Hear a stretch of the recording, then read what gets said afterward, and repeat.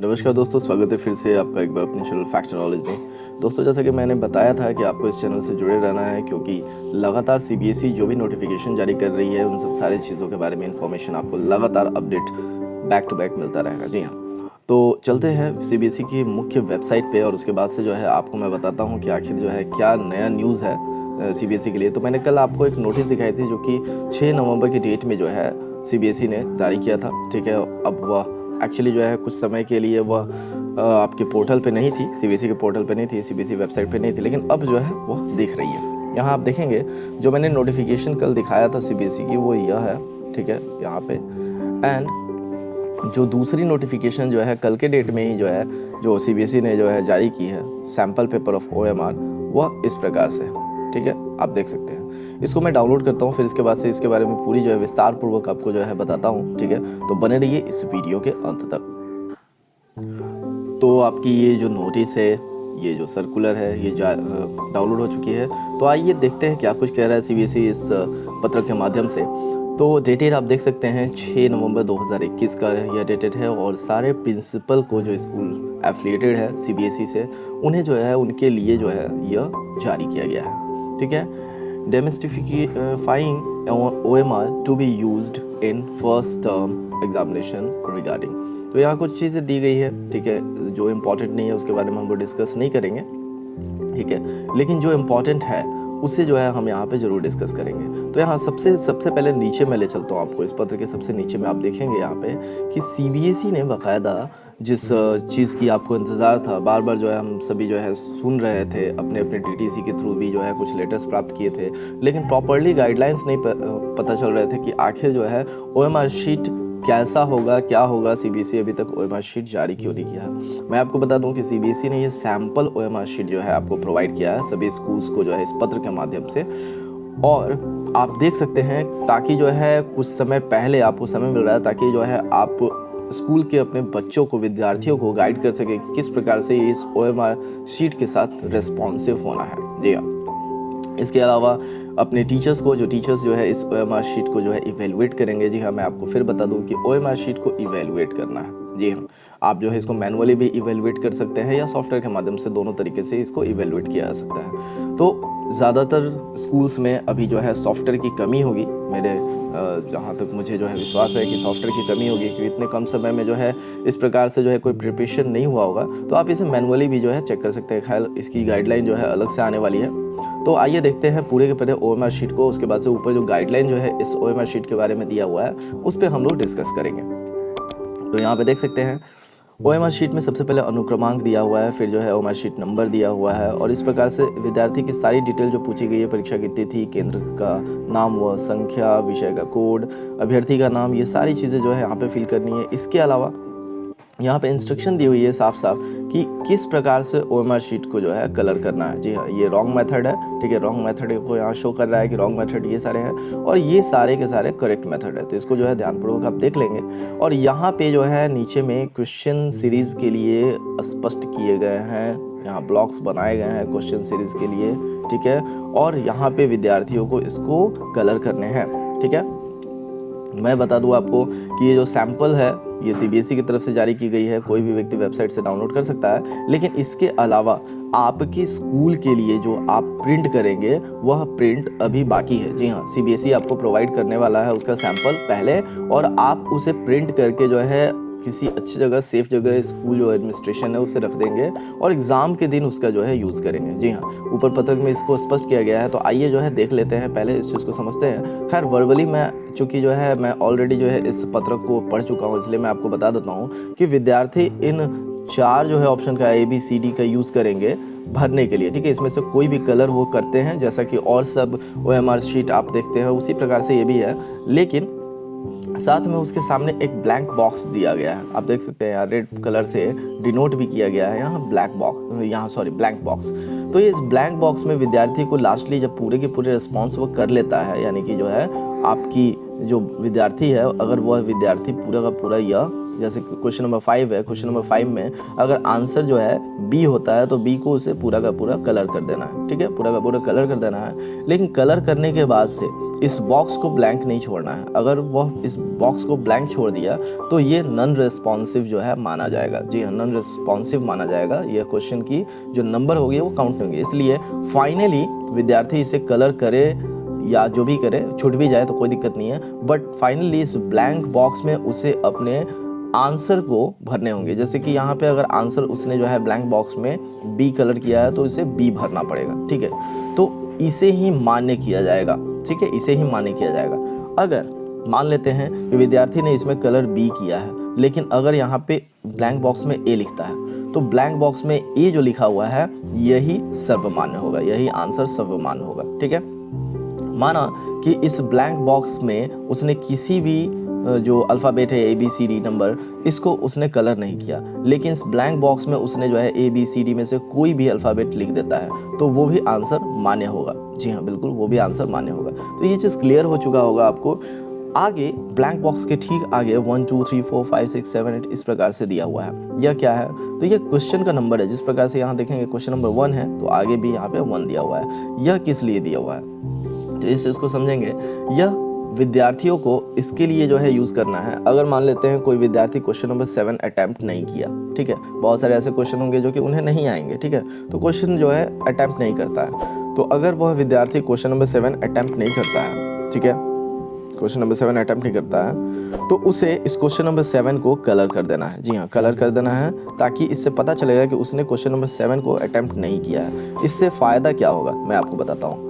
इससे फ़ायदा यह होगा कि माना कि गलती से विद्यार्थी जो है 8 नंबर क्वेश्चन को अटैम्प्ट कर दिया है, ठीक है, ABCD में से कोई कलर कर दिया है या फिर यहाँ पे भी जो है आंसर उसने लिख दिया है, लेकिन उसे लगा कि नहीं ये गलत हो गया है, पूरा का पूरा ये इसका आंसर रॉन्ग हो गया है, तो मैं चाहता हूँ कि इसे दिखा दूँ कि मैंने अटैम्प्ट नहीं किया है, तो इसलिए वो इसको कलर कर देगा, यानी कि इससे पता चलेगा कि नहीं यह क्वेश्चन का आंसर जो है उसने अटैम्प्ट नहीं किया है। एनीवेज, और विशेष जो है चलते हैं ऊपर और इसके बारे में जो है पता करते हैं कि क्या कुछ कह रहा है CBSE इस OMR शीट को लेकर के, ठीक है। मैं फिर बता दूं कि ये OMR शीट केवल सैम्पलिंग के लिए है, केवल सैंपल के रूप में आपको सारे स्कूल्स को दिखाया गया है कि किस प्रकार से OMR शीट जो है CBSE प्रोवाइड करने वाला है, ताकि आप बच्चों को, यानी कि जो है स्टूडेंट जो अपीयर होने वाले हैं 10th और 12th के अपने इस फर्स्ट टर्म एग्ज़ाम में, उसे आप गाइड कर सके, ठीक है, कि कैसे आपको जो रेस्पॉन्स करना है इस OMR शीट के साथ। इसके अलावा जो टीचर्स हैं जो इसको चेक करेंगे, OMR शीट इवेलुएट करेंगे, उनको भी आप जो है इसके बारे में guideline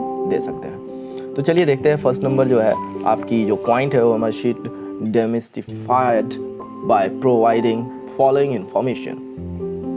A sample copy of the OMR sheet is enclosed with this letter, ठीक है, एंड चलिए इसको नहीं पढ़ते, ठीक है ना। सबसे ज़रूरी जो पॉइंट है उसको जो है देखते हैं यहाँ पे।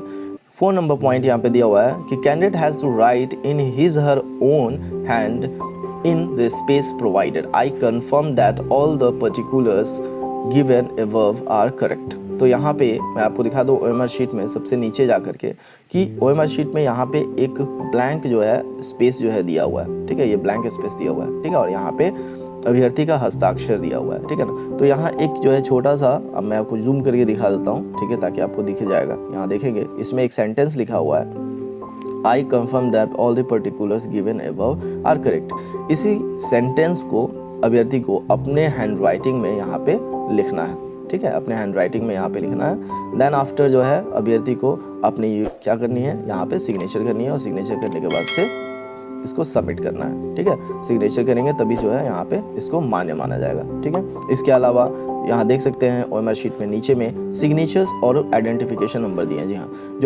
जो भी इन्विजिलेटर जो उस समय कक्षा में रहेंगे, एग्जामिनेशन रूम में रहेंगे, उनकी सिग्नेचर्स यहाँ पे होगी। इवेलुएटर की सिग्नेचर जब इवेलुएट करेंगे तब होगा, कोऑर्डिनेटर की सिग्नेचर यहाँ होगी और ऑब्जर्वर की सिग्नेचर यहाँ होगी, ठीक है। इसके अलावा सभी की आइडेंटिफिकेशन नंबर भी है, आप सभी को यहाँ पे फिल करना होगा। यह आइडेंटिफिकेशन नंबर आपको स्कूल से प्रोवाइड हो जाएगा। जैसे इन्विजिलेटर है तो इन्विजिलेटर को आइडेंटिफिकेशन नंबर यहाँ स्कूल से प्रोवाइड होता है। उनकी जो बैचेज होती है या जो भी आइडेंटिटी कार्ड होती है उस पर जो है जो आइडेंटिटी होती है उसको यहाँ पे भरते हैं, या फिर जो है आप ओएसिस भरते होंगे तो CBSE की तरफ से प्रत्येक टीचर्स को एक यूनिक ID प्रोवाइड की जाती है, या स्कूल उसे ID अपना जो है क्रिएट किया रहता है वहाँ पे, उस चीज़ को यहाँ पे फिल करेंगे, ठीक है। उसी तरह से जो इवेलुएटर होंगे जो भी इवेलुएट करेंगे इसको उनकी अपनी आईडी होगी, ठीक है, सेम वही स्कूल की आईडी होगी या फिर सीबीएसई जो प्रोवाइड किया रहता है उसको जो है डालेंगे, फिर उसी प्रकार से सेम जो है कोऑर्डिनेटर की और ऑब्जर्वर की होगी, ठीक है।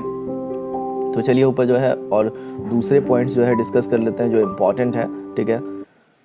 यहाँ देखिए स्पष्ट किया गया है कि only blue black ball points pen is to be used, यानी कि केवल blue black ball point pen से ही आप इस OMR शीट को भर सकते हैं, यानी कि आपको स्पष्ट जो है निर्देश देना है विद्यार्थियों को कि इसे blue black ball point pen से ही भरें। जी हाँ, अगर कोई भी विद्यार्थी पेंसिल का यूज़ अगर करते हैं तो यहाँ पे स्पष्ट किया गया है पॉइंट नंबर 6 में कि use of pencil is strictly prohibited if it is found that the candidate has used the pencil for filling OMR.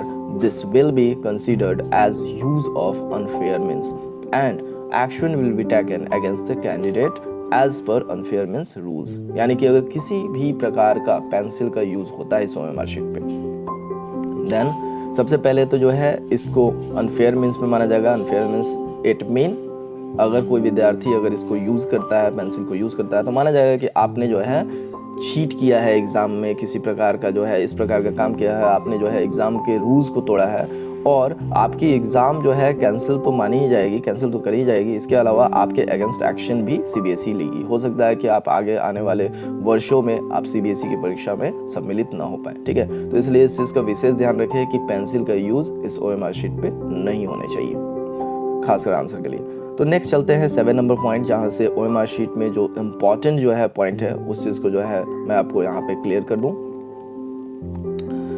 There is a space for answering 60 question in an OMR irrespective of total question given in the question paper. यहाँ पे स्पष्ट किया गया है कि इस OMR sheet में आपको 60 प्रश्नों के आंसर देने हैं, ठीक है, 60 प्रश्नों के आंसर देने हैं। हो सकता है कि इस OMR शीट में क्वेश्चन नंबर जो है वह ज़्यादा दिया हो, जैसे मैं आपको दिखा दूं यहाँ OMR शीट में, यहाँ देखेंगे आप, यहाँ 45 यहाँ पे दिए हुए हैं, आप देखेंगे यहाँ पे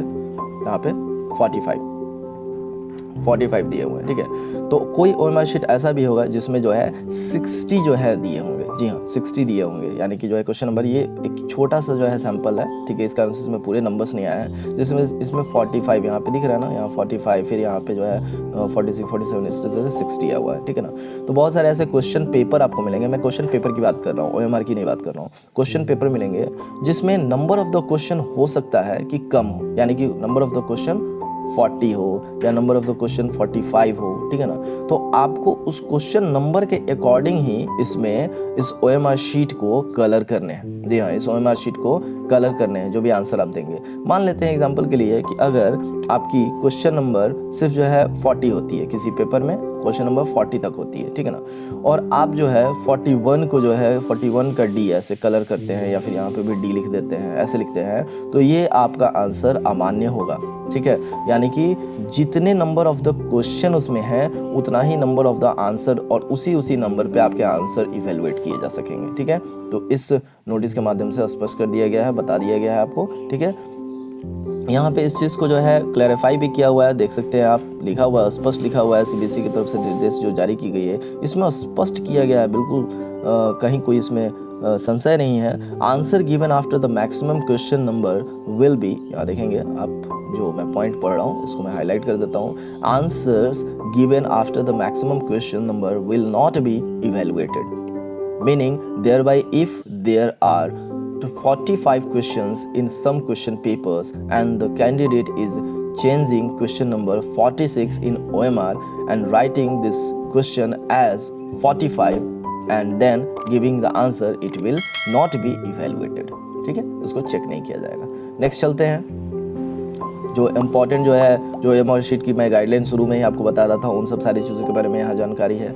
तो यहाँ पे दिया हुआ है कि आपको जो भी कैंडिडेट होंगे वो जो है जो रेस्पॉन्स देने हैं उनको ABCDE ऐसे दिया हुआ है। उसके सामने एक यहाँ पे दे रहा है कि क्वेश्चन फ्रंट में जो है, प्रत्येक क्वेश्चन के फ्रंट में जो है उसे जो है यहाँ पे मिलेगा, और कैंडिडेट जो है जब कॉन्फिडेंट हो जाएंगे कि हाँ इनका आंसर ये जो सही है, यानी कि जो है जो डार्क किए हैं वो सही है, ठीक है ना, तो उसे जो है भर देंगे।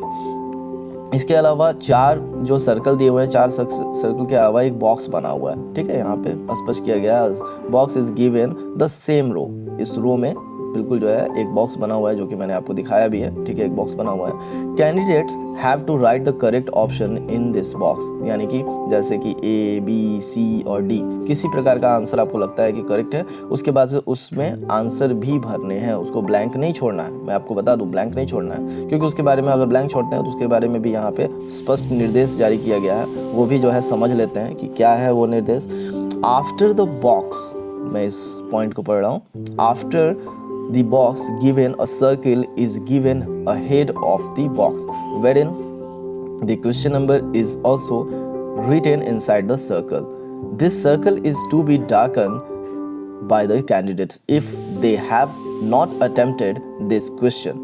अगर जो है किसी भी प्रकार का जो है अगर आप क्वेश्चन अटेम्प्ट नहीं करते हैं तो ठीक उसके सामने जो है क्वेश्चन नंबर दिया हुआ है उसको भी जो है आपको डार्कन करना है। कब डार्क करना है? जब अगर आप उस क्वेश्चन को अटेम्प्ट नहीं करते हैं। वो जो है मैंने आपको बताया कि अगर आप ऐसा कोई क्वेश्चन अटेम्प्ट नहीं करते हैं, ठीक है ना, तो उस क्वेश्चन नंबर के आगे जो क्वेश्चन नंबर एक और दिया हुआ है उस क्वेश्चन नंबर को आपको जो है डार्क कर देना है, ताकि इससे यह पता चलेगा कि आपने यह क्वेश्चन अटेम्प्ट नहीं किया है। नेक्स्ट पॉइंट है, candidates are advise that the first of all they should mark the response by the darkening the circle. If the fully satisfied, then they should write a response in the box. Purpose of the giving a box is only that if any candidate wishes to change the response, the same be written in the box. यानी कि जो box जो है दिया हुआ है उसकी purpose केवल यही है कि अगर मान लेते हैं अपने ए बी सी डी, अगर इसमें से किसी को भी आपने डार्क ऑलरेडी कर चुके हैं, ठीक है, और फिर आपको लगता है कि नहीं इसका आंसर तो सी होना चाहिए, तो आपको जो है आगे जो ब्लैंक बॉक्स है उस ब्लैंक बॉक्स में केवल जो है इसका आंसर यहाँ पे डाल देना है। जो यहाँ आप आंसर ब्लैंक बॉक्स में लिखेंगे यही जो है फाइनली जो है इवेलुएटेड माना जाएगा, यानी इसी को जो है फाइनल जो है आपके द्वारा रिस्पॉन्स माना जाएगा, ठीक है। चलिए नेक्स्ट पे चलते हैं। नेक्स्ट पॉइंट क्या है, तो नेक्स्ट पॉइंट चलते हैं, yes, candidates are advised that the first point number 7, even if a candidate is satisfied with the darkening the circle, this response has to be written in the box. Candidates have to reply both in a circle and in the box. यानी कि मैंने पहले भी बताया कि ऐसा नहीं हो सकता है कि आप जो है अगर ए बी सी डी अगर आंसर दिया हुआ है इसमें से केवल जो है आपने किसी एक को डार्क कर दिया तो इसको रिस्पांस जो है नहीं माना जाएगा, ठीक है। आपको इस बॉक्स में फाइनली आंसर लिखने ही है कि आपने कौन सा इसमें से ऑप्शन जो है सेलेक्ट किया है, ठीक है। जो आंसर अगर मान लेते हैं आपने जो है ए बी सी डी लिखा है और डी को डार्क किया है, लेकिन फिर भी आप गलती से भी अगर इसमें जो है बी लिख देते हैं तो बी ही माना जाएगा आपका आंसर, डी नहीं माना जाएगा। इसलिए फाइनली इस बॉक्स में लिखते समय विशेष जो है कैंडिडेट को ध्यान देने की आवश्यकता है, ठीक है। चलिए नेक्स्ट चलते हैं, 8 नंबर जो पॉइंट है उस पर जो है चलते हैं। Reply wherein in the box will be treated as final, यानी कि जो रिप्लाई आप करेंगे यानी बॉक्स में जो आप आंसर लिखेंगे उसे ही फाइनल माना जाएगा। अब यहाँ पे एक और चीज़ क्लैरिफाई किया गया है कि if the box is empty, मैंने पहले भी बताया कि अगर बॉक्स जो है खाली रह जाता है, if the box is empty and the response is marked in the circle, it will be considered that the question has not been attempted by the candidate. यानी कि अगर आप ए बी सी डी कोई भी answer को colour कर चुके हैं लेकिन अगर इस बॉक्स में आंसर आपने नहीं फिल किया है, इसको ब्लैंक छोड़ रखा है, ठीक है, तो आपकी जो रिस्पॉन्स है उसको काउंट नहीं किया जाएगा, यानी कि माना जाएगा कि आपने इस क्वेश्चन को अटेम्प्ट नहीं किया, ठीक है। तो नेक्स्ट चलते हैं, if the response is given in a box and the circle is left blank. अब देखिए यहाँ पे एक और चीज़ कहा जा रहा है कि अगर मान लेते हैं कि ए बी सी डी इस प्रकार से जो है ऑप्शंस है, ठीक है, और इसको आप जो है ब्लैंक छोड़ दिए और यहाँ पे बॉक्स है और बॉक्स में आप जो है रिस्पॉन्स दे देते हैं, ठीक है। जैसे रिस्पॉन्स में यहाँ पे आपने बॉक्स में लिख दिया बी, ठीक है, बी मान लें, और इसको आपने ब्लैंक छोड़ रखा है, ठीक है ना, तो इसके बारे में गाइडलाइन जो है स्पष्ट किया जा रहा है कि माना जाएगा कि आपने इस क्वेश्चन को अटेम्प्ट कर दिया है और इससे फाइनल माना जाएगा, ठीक है। अगर आप इसको कलर नहीं भी करते हैं, अगर इसको आप डार्कन नहीं भी करते हैं, फिर भी इससे जो है फाइनल माना जाएगा और आपकी जो है नंबर काउंट हो जाएगी। नेक्स्ट चलते हैं, यही चीज़ जो है यहाँ पे भी दिया हुआ था, फिर मैं एक बार जो है पढ़ करके जो है बता देता हूँ। If the response is given in the box and the circle is left blank, it will be considered that the question has been attempted by the candidate। ठीक है, और अब नेक्स्ट पॉइंट है हमारा, if all the 3 circles or the 4, if all the 3, 4 यानी कि 3 या 4 circle जो दिया हुआ है box and the last circle are left blank, अगर सभी को जो है ब्लैंक छोड़ दिया जाता है, सभी को ब्लैंक छोड़ दिया जाता है, it will be considered that the question has not attempt. यानी कि अगर मान लेते हैं किसी क्वेश्चन को आपने जो है बिल्कुल ब्लैंक छोड़ दिया, यानी कि A, B, C, D इसमें से किसी को भी कलर नहीं किया, इसके अलावा जो बॉक्स दिया हुआ है इस बॉक्स में भी कुछ नहीं फिल करते हैं, इसके अलावा उसके सामने एक और नंबर है उसको भी आप कलर नहीं करते हैं, तो भी यह क्वेश्चन ऑटोमेटिकली माना जाएगा कि आपने इसको नहीं फिल किया। ठीक है, इसका विशेष ध्यान रखें। जो बाकी के OMR शीट में जिस प्रकार से रिस्पॉन्स होता है, रिएक्शन होता है, सेम उसी प्रकार से इसको कंसीडर किया जाएगा, यानी उस क्वेश्चन को काउंट नहीं किया जाएगा। ठीक है, अब आते हैं यहाँ पे 8 नंबर पॉइंट जो है, जो कि स्कूल के लिए है, उस चीज़ को जो है समझते हैं। School will download the OMRs in advance as per the schedules given in the guideline to be provided by the CBSE shortly.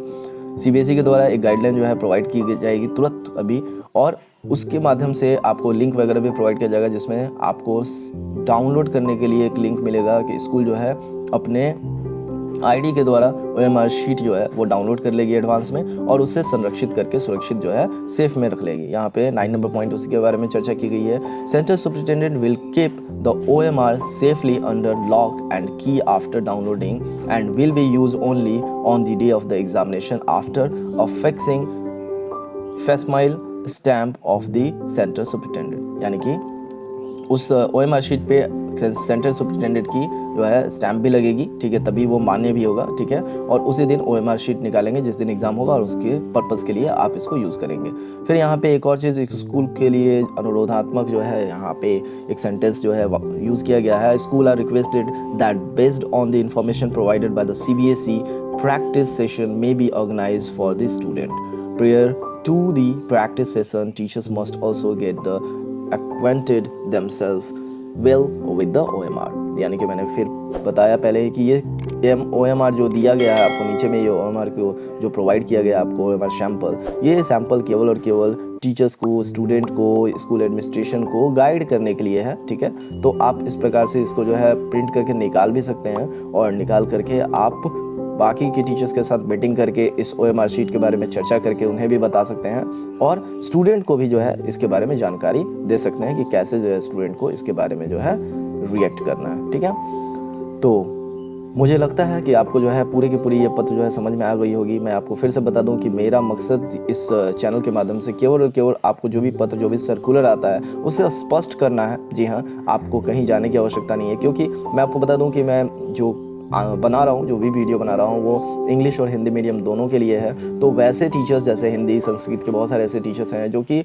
नहीं समझ पाते हैं कि क्या जो है ये सर्कुलर जो भी जारी करता है, क्योंकि आप सभी जानते हैं कि CBSE ऑलमोस्ट जितने भी सर्कुलर्स है वो इंग्लिश मीडियम जो है जारी करता है। बहुत लोगों को ये समझ में नहीं आता है। ठीक है, तो स्कूल में मीटिंग करते हैं और बहुत सारी चीज़ें, तो आपको ये आसानी से वीडियो देख करके समझ में आ जाएगा कि करना क्या है। ठीक है, तो वीडियो अच्छी लगी होगी तो प्लीज़ जो है लाइक और शेयर करना ना भूलें। इस जितने भी स्कूल्स हैं CBSE से एफिलिएटेड, उन सारे टीचर्स को जो है वीडियो ज़्यादा से ज़्यादा शेयर करें। इसके अलावा जो भी स्टूडेंट हैं उन्हें भी जो है वीडियो ज़्यादा से ज़्यादा जो है शेयर करें, ताकि वो पहले से ही प्रिपेयर हो जाएं, आपको ज़्यादा मेहनत नहीं करना पड़े। ठीक है, और मैंने पहले भी बताया और फिर मैं बता रहा हूँ कि CBSE के लगातार जो है वेबसाइट पे विजिट करते रहिए, ताकि जो है वहाँ पे जो भी नए पत्र आते हैं, इसके अलावा मेरा नंबर भी है, आप इस पे जो है कांटेक्ट कर सकते हैं अगर कोई भी आता है सर्कुलर। ठीक है, तो वैसे तो मैं बताऊँगा, इसके अलावा कोई भी सर्कुलर में किसी प्रकार की समस्या हो तो मेरा नंबर जो है आप नोट कर सकते हैं 7250828369। जी हाँ, 69। तो आप इस नंबर के द्वारा मुझसे कांटेक्ट करके किसी प्रकार की और भी, अगर आपको किसी सर्कुलर में कोई पॉइंट समझ में नहीं आ रहा है तो वो आप डिस्कस कर सकते हैं मेरे साथ। ठीक है, तो मिलते हैं फिर नेक्स्ट अपडेट के साथ। भारत माता की जय।